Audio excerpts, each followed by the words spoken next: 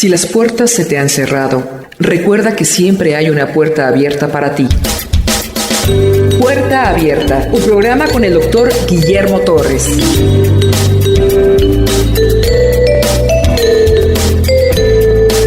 Continuamos, Evangelio de San Marcos, capítulo 13. Es uno de los capítulos más controversiales de la Biblia, porque tiene una perspectiva profética, lo que va a suceder en el futuro.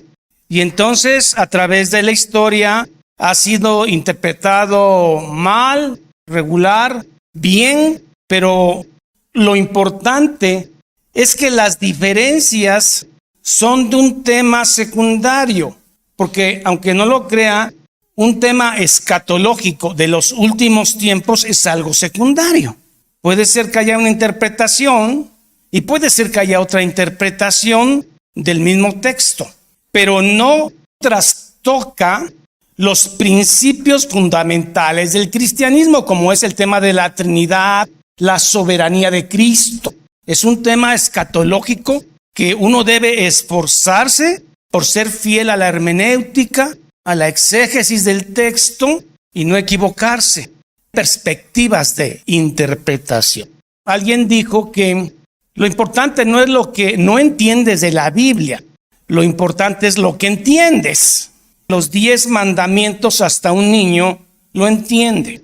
Y esto es lo importante, que en temas centrales del cristianismo la Biblia es clarísima. Y ya en temas de escatología, profético, pues a veces hay cierta discrepancia aún en gente seria. Habiendo dicho esto, el capítulo 13, varios escatólogos dividen el capítulo en 2 partes. Ellos dicen que del capítulo 13, del verso 1 al verso 22, Jesús está hablando de la destrucción de Jerusalén de su época y del templo. Y en ese mismo capítulo, del verso 24 hasta el final del capítulo, está hablando de su segunda venida o su parusía. Parusía es presencia. 2 o 3 puntos básicos de este capítulo. Primero, hay un fin para Israel como nación junto con su templo y un fin del mundo. ¿Qué otra cosa? La segunda venida de Cristo, su parusia, su presencia y la renovación de un mundo. No es la aniquilación, es la renovación de este mundo. ¿Se acuerdan de Isaías? Que el león pastará con la oveja. Dios, así como transformará nuestros cuerpos, también va a transformar este mundo. Y el tercer punto, velad y orad. Velad no es hacer noches de insomnio aquí en la iglesia, ni venir a amanecernos en la iglesia velando y orando. No, que no está mal hacerlo. Pero velad es estar atento a lo que la Escritura dice y a orar, a depender de Él en todo momento. Tiemble, relampaguee, se pelea Israel con la franja de Gaza, haya guerra en Ucrania. Usted debe estar listo, velad y orad en comunión con el Señor. Y así que pase lo que pase. Podemos tener algunas diferencias con otros escatólogos, pero estamos de acuerdo que debemos estar listos en la palabra y dependencia con Dios. Acaba de bombardearse Israel con la franja de Gaza y ya algunos están diciendo que estamos a un medio segundo de que Cristo venga, porque cada vez que hay una guerra ya es el tiempo final para ellos. Cuando no nos toca a nosotros estar viendo eso, sino nos toca estar velando y dependiendo de Dios. Estos 2 eventos tienen señales entrelazadas. Por eso la confusión en la interpretación. Son 2 acontecimientos trascendentales: destrucción de Jerusalén y el fin del mundo. Tienen señales muy parecidas. Otra aclaración, que es la gran desolación, o también lo van a escuchar como la desolación asoladora. Es un término divino y profético que puede aplicarse a más de 2 o 3 eventos históricos. La abominación desoladora es una expresión divina que se puede aplicar a varios eventos históricos. en la vida de Israel y de la iglesia. No es específico de un solo punto. Hay señales específicas para la destrucción de Jerusalén, específicas para ella. Y hay señales que comparten la destrucción de Jerusalén y el templo con la venida de Cristo. ¿Qué señales son específicas para la destrucción del templo y de Jerusalén? Los entregarán a las sinagogas. Habrá traiciones de familiar a familiar. Habrá martirio, los matarán. Habrá aborrecimiento general y Jerusalén será sitiada por un ejército. Esto es específico de Jerusalén. Y hay otras señales que la comparten, la destrucción de Jerusalén y la segunda venida de Cristo, ¿como cuáles? Engaño religioso, falsos predicadores, falsos maestros, falsos pastores, guerras. El hombre no ha terminado de matarse desde que Caín mató a Abel. Y el último día en que el hombre deje de matarse será el día de la parusia, el día en que Cristo venga. Decía un sociólogo, el lobo del hombre es el hombre. Lo traemos en la sangre, lo traemos en los genes, lo traemos desde Adán y en su caída, tendencia a destruirnos. Engaño religioso, guerras, temblores, hambres, pestilencias y muertos. Esto lo comparten los dos eventos. Habiendo hecho esa separación, vamos a sumergirnos en el texto. Hasta el verso 23 es la caída de Jerusalén y su templo. Del verso 24 al final es la venida de Cristo, segunda venida. Claro que los discípulos al oír eso pues se quedaron confundidos y la pregunta es obvia. Maestro, ¿cuándo será la fecha, el día, la hora en que suceda esto? ¿Cuándo? Si usted quiere profundizar o ampliar un poquito más, lea Mateo 24, 1 en adelante y Lucas 21 en adelante. Es la misma escena. Mateo amplía mucho más, pero me voy a ceñir nada más a Marcos.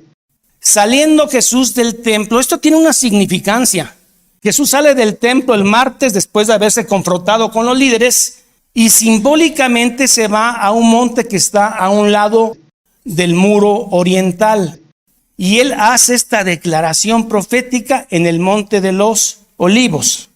Ahí se sentó Jesús con sus apóstoles y tenían una panorámica perfecta. Ahí estaba el gigantesco templo de Herodes. Pero además de grande, ese muro oriental que da al monte de los Olivos estaba cubierto de placas de oro. Allí había nada más dos colores, oro del más puro y el resto era mármol de blanco purísimo. Y el resto tapizado, sobre todo el muro oriental, donde está Jesús viendo ahorita, de placas de oro. De tal manera que si usted venía de Betania en la mañana, usted veía cómo reflejaba el sol como en un espejo dorado, contrastando con el mármol blanco purísimo. Y era un espectáculo que los que lo lograron describir, maravilloso. De tal manera que era un orgullo ser judío. Los judíos estaban orgullosos de ese templo levantado por Herodes. ¿Por qué Jesús se sale del templo y se va al monte de los Olivos? Jesús está cumpliendo una profecía de Ezequiel capítulo 11. Ezequiel 11 tiene un sueño, tiene una visión donde la presencia de Dios, el Shekinah, que estaba en el lugar santísimo, se sale y se posa en el monte de los Olivos. Jesús al salirse del templo está diciendo, Israel dejó de ser el pueblo de Dios. En el templo de Herodes ya no está la presencia de Dios. Ahora la gloria de Dios encarnada está aquí en el monte de los Olivos, fuera del templo. ¿Recuerden la parábola del sembrador infiel?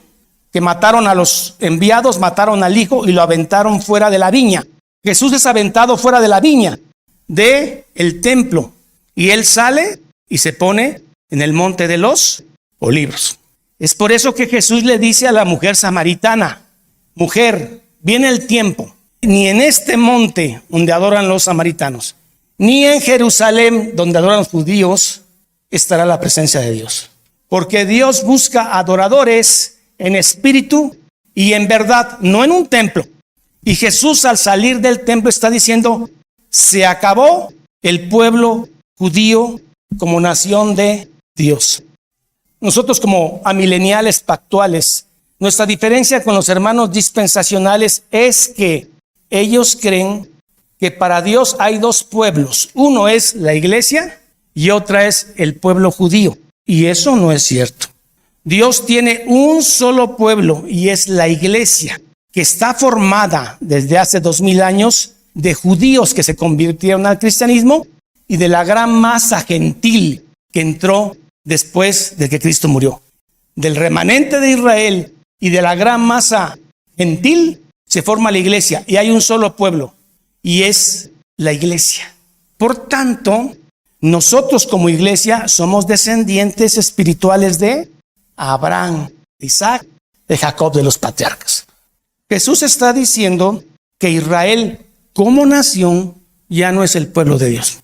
La higuera fue cortada, el hacha está a los pies, Israel se le acabó el tiempo, pero las consecuencias las van a sufrir 40 años después. Estamos en el año 30 o 31. 40 años después se va a cumplir esta profecía. Brevemente, por el tema que acaban de bombardearse ayer, los que están ahorita en Israel no son descendientes de Abraham, porque Abraham ya no tiene descendientes por la diáspora judía después del año 70. Se van a España, se van a Alemania, a Polonia, al Rin, y ahí se mezclan, y entran muchos prosélitos del judaísmo, y están mezclados, y genéticamente los genetólogos, maestros de la genética, dicen que no puede haber sangre abránica todavía. Son 2000 años de mezclaje. Entonces, ¿quiénes son los que están en Israel como judíos ortodoxos? Esos son descendientes de rusos y polacos, de sefardíes y askenazis, que no son judíos, pero están reclamando un lugar que no es de ellos, porque ellos son polacos, alemanes, convertidos al judaísmo. Por eso usted ve al judío ortodoxo, no es de piel morena como los de la Franja de Gaza, son blancos como la leche. Son alemanes, pues, convertidos al judaísmo. A este movimiento de darle un país a los que ya no son judíos se llama sionismo. El sionismo, que no es judaísmo, está metido en esta guerra. Se acabó. Israel ya no es pueblo de Dios. Aunque fueran descendientes de Abraham, ya no es pueblo de Dios. Saliendo Jesús del templo, le dijo uno de sus discípulos. Mateo dice que varios discípulos le preguntaron: Maestro, mira esas piedras y qué edificios adentro. El lugar santo, el Santísimo. El templo de Herodes estaba sobre un pináculo, pero lo que hizo Herodes fue rellenar ahí de manera salvaje, miles de gentes murieron. Y las piedras que puso como muro de contención para contener la tierra y aplanar ese lugar, medían 12 metros de largo por 3 de ancho por 3 de alto. Un tonelaje brutal. Ese era un ladrillo. Y entonces lo que usted conoce como el muro de los lamentos no es el muro, sino es la parte baja que contenía la tierra, porque los muros fueron desbastados. No quedó piedra sobre piedra. Entonces, maestro, mire usted acaba de decir que nuestra ciudad va a quedar desolada. Pero ¿cómo van a destruir un templo así? Recuerden que no había tanques, no había bombas. Los romanos tenían esas puntas para pegarle a las bardas. Una vez estaban a punto de entrar a Jerusalén, los romanos en el año 69, hicieron una rampa gigantesca para llegar. ¿Y qué creen que hicieron los judíos? Abajo hicieron un socavón. El caso es que cuando suben los romanos se desploma. Por eso estaban tan bravos. Mira qué piedras y qué edificio. Indestructibles. Jesús respondió y le dijo: ¿ves estos grandes edificios? No quedará piedra sobre piedra que no sea derribada.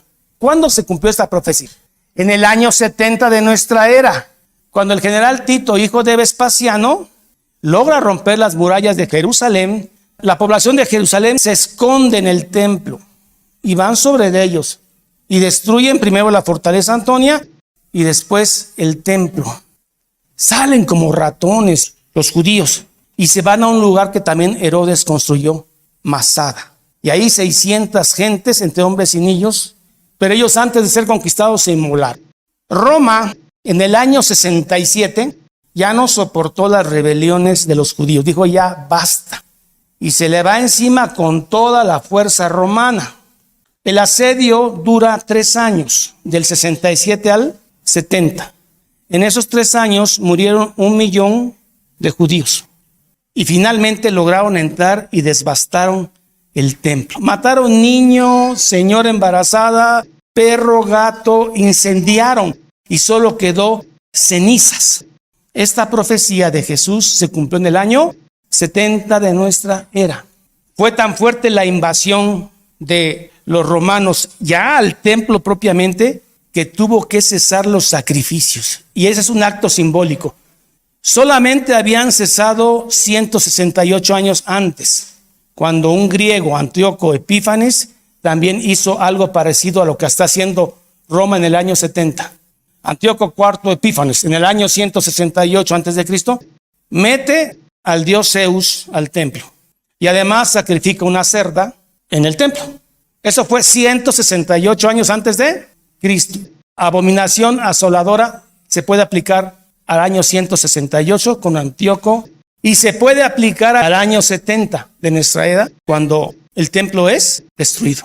Y esa abominación desoladora se puede aplicar a unos días antes que Cristo venga. Va a aumentar la persecución de cristianos, ya no de judíos. En estos primeros 2 versículos, Cristo está profetizando que Jerusalén se va a acabar. Pero en el mismo discurso mete el fin del mundo, no solamente la destrucción de Jerusalén. Y es donde empieza la confusión en la interpretación. Jesús se ha salido el martes por la tarde, después de enseñar tanto a los fariseos, sale del templo, dice ya la gloria no está ahí. Y se sentó en el monte de los olivos para ver el lado oriental que estaba cubierto de oro. Frente al templo, Pedro, Juan y Andrés le preguntaron aparte, pues Señor, la verdad ya nos confundimos. ¿Cuándo vas a instalar tu reino? Ya nos platicaste que te van a matar y vas a resucitar, pero ¿cuándo viene tu reino? ¿Y cuándo se va a destruir Jerusalén? ¿Y cómo vas a venir después de muerto? Y entonces la pregunta es, dinos, ¿cuándo serán estas cosas? Danos fecha, Señor, para echarle ganas antes de que vengas. Dinos cuándo serán estas cosas y qué señal habrá cuando todas estas cosas hayan de cumplirse. O sea que en la pregunta de los discípulos realmente no hay una, hay 2 preguntas. ¿Cuándo es el fin de ese templo que es indestructible? ¿Y cuándo es la fecha en que tú regresas? Jesús respondiéndoles comenzó a decir, mirad, observar bien. Empieza a dar datos que comparten los 2 eventos. Falsos maestros, falsos predicadores, falso evangelio, falso.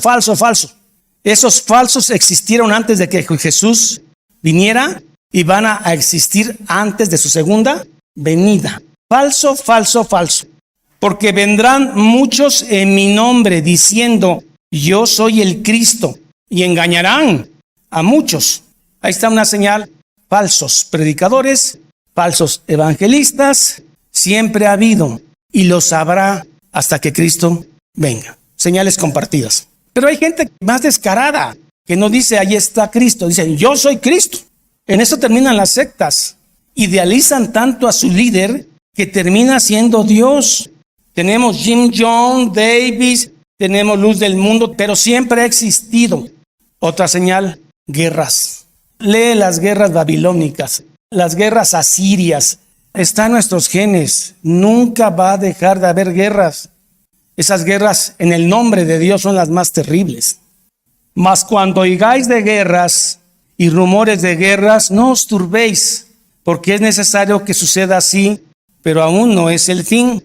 Porque se levantará nación contra nación y reino contra reino, y habrá terremotos en muchos lugares, y habrá hambres y alborotos, pero esto no es el fin, es el principio. Jesús está diciendo esto. Es crucificado y resucitado. Esto lo está diciendo en el año 30. 40 años después se cumple la profecía que es para Israel. y su templo es destruido hasta los cimientos. No queda piedra sobre piedra. Y luego, estas mismas señales se siguen cumpliendo en el periodo interadventual, el periodo entre la primera venida de Cristo y la segunda venida de Cristo. Este periodo. ¿Cuántos llevamos ya? ¿2000 años? ¿Ha habido guerras en los 2000 años? ¿Ha habido temblores? Siempre ha habido. Entre la primera y la segunda venida de Cristo. Pero no es el fin.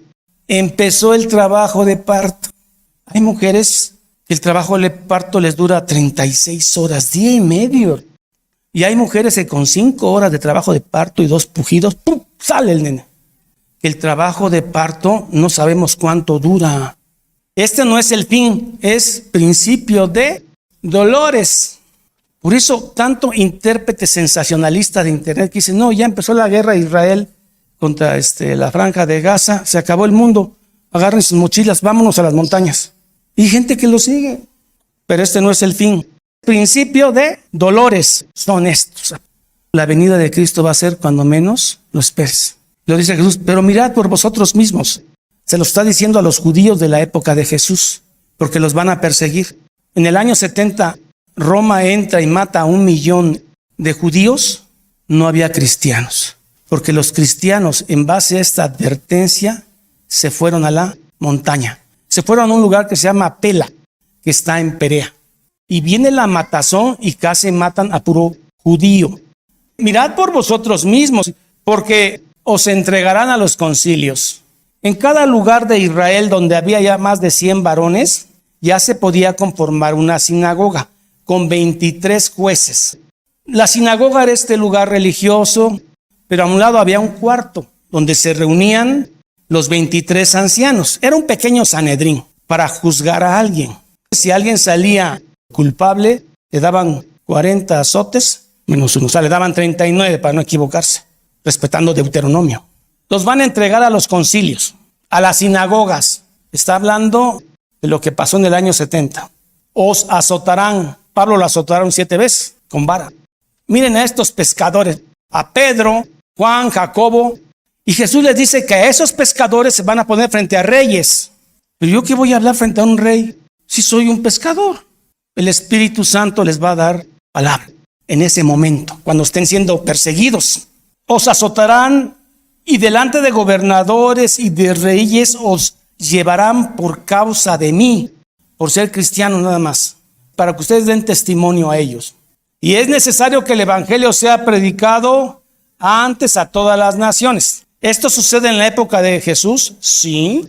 En el primer discurso de Pedro están gentes medos, pertos, sumarios, y es llevado. Ya no solamente es exclusividad judía, ahora es llevado a todo tribu, lengua y nación. Pero cuando los pongan frente a los reyes, ¿qué van a decir?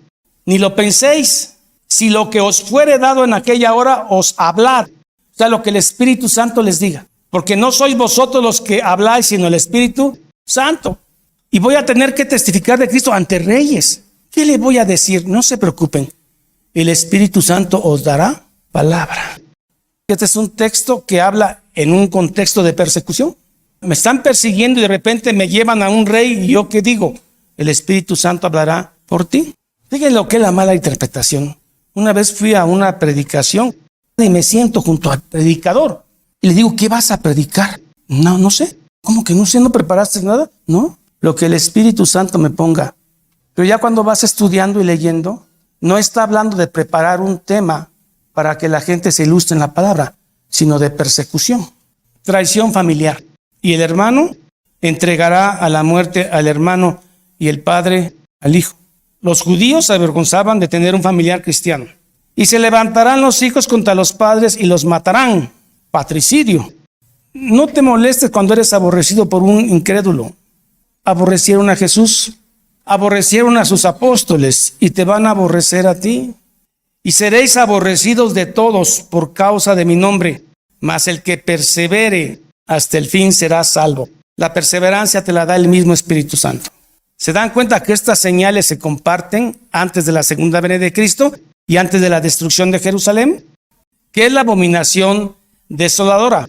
cuando los ejércitos están alrededor de Jerusalén, como cuando Antíoco Epífanes, 168 antes de Cristo, sitió Jerusalén. Todavía no estaba el templo de Herodes, estaba el de Zorobabel, que era más chiquito. Mató a muchos judíos, al estilo romano los crucificó y sacrificó una cerda y puso la imagen de Zeus adentro. Abominación desoladora. Se repite en el año 70 con Tito y Vespasiano, que cesa la ofrenda por la matazón que ellos hacen. Había gente que estaba sitiada en Jerusalén. La ciudad como tal ya había sido devastada. Llegaron con tanta furia los romanos, llevaban 4 años de no estar en su casa por estar con estos judíos y no se dejan vencer. Una muralla de Jerusalén cae y ahí entran. Y los judíos en su casita de un cuarto, que así era la gente pobre, se escondían en su casita con sus hijos. Entonces los romanos estaban tan enojados que se subían 50, 60 romanos sobre la casita y aplastaban a la gente. Y todavía aplastados se defendían los judíos. Así acabaron con la mayoría de la población. Los que lograron escapar fueron para arriba y se metieron al templo. Ahí le lleva también varios meses hasta que por fin los revientan. Pero había gente que desistía de pelear. Vamos a escaparnos por una muralla. Y los agarraban los romanos. Frente al templo los crucificaban. 1 millón de gente murió en 3 o 4 años. Y no quedó nada, ceniza. Está hablando del año 70, Jesús dice. Pero cuando veáis la abominación desoladora, los regimientos de Roma alrededor de Jerusalén. Esto está profetizado 500 años antes, 530 con Daniel. Daniel habla de la abominación desoladora que iba a suceder con Antíoco Epífanes y con Tito de Roma. Pusieron a Zeus ahí, donde no debe de estar. La abominación puesta donde no debe de estar.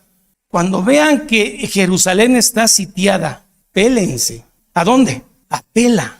Está el río Jordán, Jerusalén, atravesas el Jordán y ahí está Pela, que es de Perea. Los cristianos se acordaron de su maestro y dijeron vámonos, y que era puro judío, gente que profesaba el judaísmo, y a esos son los que casi los acaban. Esos después, los poquitos que quedaron, se fueron a un lugar que se llama Jania, donde está el primer concilio. Huyan a los montes. Iba a ser tan rápido y tan violento el desalojo romano que dicen no regresen a su casa ni por la capa. El que está en el campo que no vuelva a casa. Donde le agarre, váyase a las montañas. Pero Jesús tiene una ternura muy especial. Él está viendo a las mujeres embarazadas que no pueden caminar, o las que están amamantando y cargando un nene. Les va a costar el doble.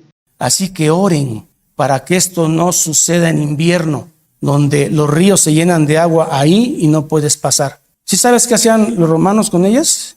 Las abrían, sacaban el nene y lo tiraban y lo mataban. Las guerras judías de Flavio Josefo, ahí narra todo lo que vivieron, porque Flavio Josefo estuvo adentro. Dice que era tal el hambre que comían excremento de paloma, comían ropa, comían cuero, lo que había. Así era el hambre. Una mujer llamada María, dice Flavio Josefo, enloqueció. En la casa de ella empezó a oler a carne. Entonces los soldados judíos dijeron, aquí hay carne. Entran a la casa y le dice, tienes carne, danos. Entonces ella ya no hablaba bien, levanta la cacerola y iba ahí medio niño. Se había comido la mitad. Abominación asoladora. Por eso Jesús dice, ay de las mujeres que estén encinta, ay de las mujeres que estén dando pecho. Y esto recuerda una profecía que Jesús dice cuando lo van golpeando. Y entonces unas mujeres de Jerusalén se acercan llorando y le dan agua. Y él las ve y dice, está viendo lo que va a venir. Dice, no lloren por mí, mujeres de Jerusalén, lloren por ustedes. Porque si esto hace con el árbol verde, que soy yo, ¿qué no harán con el árbol seco, que es Israel? Y se cumple en el año 70. Oren para que no suceda en invierno. Porque aquellos días serán de tribulación, cual nunca ha habido desde el principio de la creación que Dios creó hasta este tiempo, ni la habrá. Es un lenguaje hiperbólico que Jesús está usando. Exagerar por lo atroz que es el problema. Por eso dicen una matanza como nunca la ha habido. Se supone que en la Segunda Guerra Mundial Hitler mató a 5 millones de judíos. Y como Jesús dice que matando a 1 millón de judíos no habrá otra como esta. Si la de la Segunda Guerra Mundial se supone que la supera. Pero Jesús está dando un diálogo hiperbólico para decir qué atroz fue esto. Si Dios no acorta esos días, no quedaría ningún creyente. Como siempre los engañadores. Si algunos dicen aquí está Cristo, en esos momentos tan difíciles se levantan falsos cristos. Y dicen no se vayan a la montaña, no vayan a Pela donde están los cristianos. Quédense aquí a defender el templo. Siempre ha habido falsos maestros. Segunda venida de Cristo. Aquí ya hay señales astronómicas. El sol se oscurece, las estrellas caen, más apocalíptico. Pero en aquellos días, después de aquella gran tribulación, se supone que antes que Cristo venga va a aumentar la persecución y la molestia con todo lo que sea cristiano. El sol se oscurecerá, la luna no dará su resplandor, las estrellas caerán del cielo y las potencias que están en los cielos serán conmovidas, las estrellas. Entonces verán al Hijo del Hombre que vendrá en las nubes. Las nubes hablan de gloria. No vendrá montado en un burrito. Vendrá, como dice Apocalipsis, montado en caballo blanco, que es poder, y con sus ángeles. No va a ser el carpintero de Belén. Va a ser el Todopoderoso y va a traer ángeles que van a recoger seguidores de Cristo, la siega de los 4 puntos. Y entonces enviará a sus ángeles y juntará a sus escogidos de los 4 vientos, desde el extremo de la tierra hasta el otro extremo. Cuando Cristo venga, no va a ser algo que alguien te tenga que decir, ya Cristo vino, mira, o ahí está Cristo. No, porque es como el rayo que viene del oriente al occidente. ¿Quién lo ve? Todo mundo. O como las águilas que vuelan alrededor de un cadáver. Usted se da cuenta que hay un cadáver porque ve usted hay un grupo de águilas carroñeras ahí. Dice, abajo está el cadáver. Así será la venida del Hijo. No va a poder ser oculta. Va a ser evidente a todo el mundo, creyente y no creyente. Y ahí será el crujir de dientes. Y en cambio Lucas dice, cuando estas cosas comiencen a suceder, erguíos. Tú, en lugar de asustarte y esconderte tras las piedras como el no creyente y crujir tus dientes, Lucas dice, cuando estas cosas comiencen a suceder, erguíos y levantad vuestra cabeza, porque vuestra redención está cerca. Y el día del Señor, que va a ser terrible para el no creyente, para nosotros va a ser, llegó mi Señor, llegó mi Dios, te he esperado años, erguíos, porque vuestra redención está cerca. Y en cambio el grupo no creyente, que es la mayoría, crujir los dientes, se querrán esconder atrás de las piedras, querrán morir y no podrán. De cierto os digo, verso 30, que no pasará esta generación. ¿Qué generación? Si ya la generación de Jesús murió, la generación que viva en el último tiempo. No pasará esta generación hasta que todo esto acontezca. El cielo y tierra pasará, mas lo que acabo de decir, esta profecía no pasará. Pero no sean necios, hermano. El día y la hora, no estén buscando que un predicador, por más famoso que sea, le diga, aunque no sea el año, pero le diga la fecha, va a ser en noviembre. Que hace muchos cálculos numéricos y todo eso, y las palmeras. Es una falta de respeto a la palabra cuando Jesús dice que no está en ustedes. Dejen de estar investigando la hora y el día. Ustedes tienen que velar y orar, depender de Dios. Pero aquel día y la hora, verso 32, nadie la sabe, ni aun los ángeles del cielo, ni el mismo Jesús cuando estaba en carne. Pero ahora Jesús, que está a la diestra del Padre, sí lo sabe. Y luego pone un ejemplo. Si el papá sabe que a las 3 de la mañana va a entrar el ladrón, ¿qué hace? Pues se pone usted a dormir. No, se pone usted a velar y orar, depender del Señor y defenderse. Igual la higuera.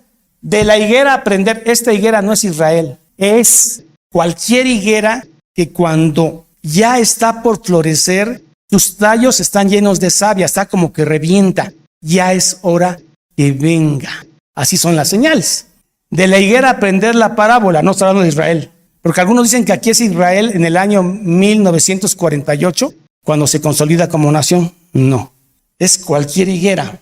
Cuando ya su rama está tierna y brotan las hojas, sabéis que el verano está cerca.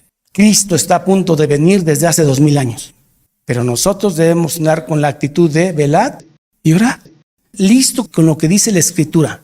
Esfuércese por poner en su vida diaria lo que la Escritura dice. Eso es lo que debemos hacer y no estar diciendo, ya empezó la guerra de Israel contra los de la Franja de Gaza. Ya está por venir. Sí sabemos que los que son judíos de religión quieren esa zona, que la zona del templo está ahorita bajo el control árabe. Ellos quieren esa zona porque quieren que ahí edificar un tercer templo. ¿Y para qué edificas un tercer templo?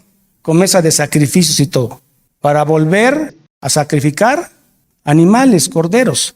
Y eso es una burla al Señor, porque Él con un solo sacrificio quitó el pecado del mundo. Sería una abominación desoladora que se burlaran del sacrificio de Cristo y volvieran a empezar a sacrificar animales. El judaísmo quedó atrás, la higuera fue cortada. Ahora es el cristianismo, que es superior al judaísmo, porque en él se cumple todas las promesas del judaísmo. 3 puntos principales y termino. Dice, hay un fin para Israel y un fin del mundo. Con la parusía, venida de Cristo, Jesús transformará esta tierra en su segunda venida. Y tercero, velad y orad. Además, para que no entres en tentación. Que venga cuando quiera y como quiera nuestro amado. ¿Cómo nos va a sorprender? Velando y orando, dependiendo de Él y listo con la Escritura. Y entonces que venga cuando Él guste. Y cuando veamos aparecerlo como un rayo, o como cuando las águilas están alrededor de un cadáver, que toda la gente lo va a ver, nosotros vamos a empezar a erguir nuestro cuerpo y decir, gracias Señor, te esperé, te soñé tanto tiempo ver tu rostro, abrázame mi Señor. Y el otro grupo que no creyó en Cristo será el crujir de dientes. Que Dios tenga misericordia de ellos. Oremos. Padre, en el nombre de Jesús, gracias por tener esta esperanza que nace de la fe. Una fe puesta por ti, Señor, que en las noches, aun cuando tiemble, aun cuando se declare en la guerra en lugares religiosos, Señor, nuestra alma está en paz, nuestra alma descansa en ti, esperando verte por fin con un cuerpo glorificado. Esperamos tanto ese momento que no nos aterra, lo deseamos.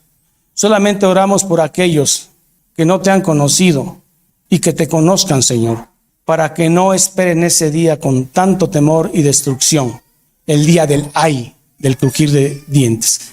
Gracias, Señor, por darnos esta esperanza.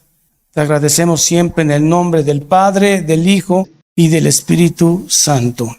Amén. Vamos a despedirnos con las bendiciones ya conocidas, Números y Corintios. Jehová te bendiga y te guarde. Jehová haga resplandecer su rostro sobre ti y tenga de ti misericordia. Jehová alce sobre ti su rostro y ponga en ti paz. Corintios dice así: la gracia del Señor Jesucristo, el amor de Dios y la comunión del Espíritu Santo sean con todos vosotros. Y el pueblo dice, amén. Jehová es mi pastor, nada me faltará. En lugares de delicados pastos me hará descansar. Junto a aguas de reposo me pastoreará. Confortará mi alma. Me guiará por sendas de justicia por amor de su nombre. Aunque ande en valle de sombra de muerte, no temeré mal alguno, porque tú estarás conmigo. Tu vara y tu cayado me infundirán aliento. Aderezas mesa delante de mí en presencia de mis angustiadores. Unges mi cabeza con aceite, mi copa está rebosando. Ciertamente el bien y la misericordia me seguirán todos los días de mi vida, y en la casa de Jehová moraré por largos días. Salmo 23. Esta es la paz que Dios te da a través de su palabra. Busca un grupo de personas que te ayuden a leer e interpretar la Biblia. Te invitamos a escuchar el programa Puerta Abierta con el Dr. Guillermo Torres, pastor de la iglesia La Familia de Dios. Todos los días por esta estación.